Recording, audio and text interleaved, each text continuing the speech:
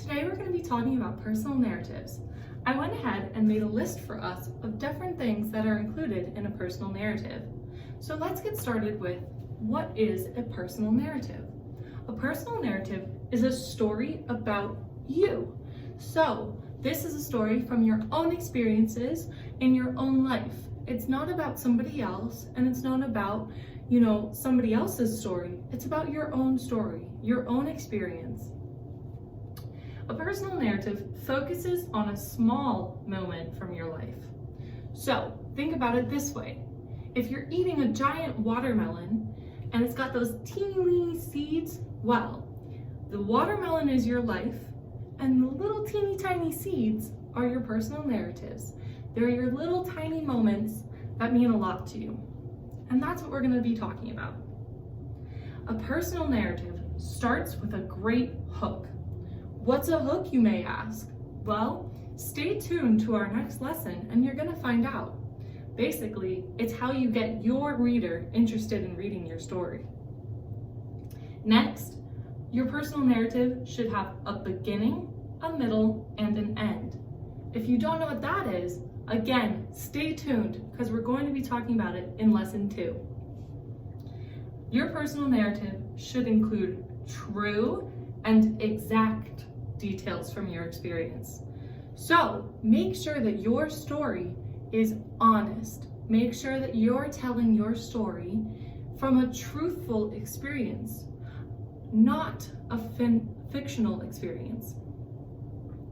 A personal narrative should zoom in and tell the most important parts. We don't want our stories to be super long, as we will have page limits, but we want to focus on the most important parts so that we can get our story across. Now, to continue, I'm going to go ahead and take this poster down and we'll go on to the next part. Okay, so I've gone ahead and I've taken down the first poster. So now we can talk about the second part. A personal narrative uses strong feelings. We want to tell our readers how we felt in the moment of our stories. If I said, oh, I was really sad, that's not good. We want to use strong feelings. I was really unhappy. I was really upset. Now, going along with that, we want to use interesting word choices. So instead of saying things like sad, we can say unhappy or awful. If we want to say something like it was so cool, instead of saying cool, let's say amazing or awesome. Instead of saying I was so angry, let's say I was so furious. We want to use interesting word choices.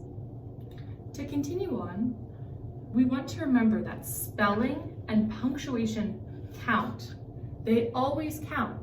So make sure to double check your personal narrative before submitting it to me. Again, that will be later on, so you don't have to worry about that right now, but it's a good thing to remember to always use proper spelling and proper punctuation. Last, we want to remember to show the details, not tell them. So if I were to just tell you, I would say, Bailey was happy, but I want to show you how happy Bailey was. So instead, I would say, Bailey jumped up and down with excitement.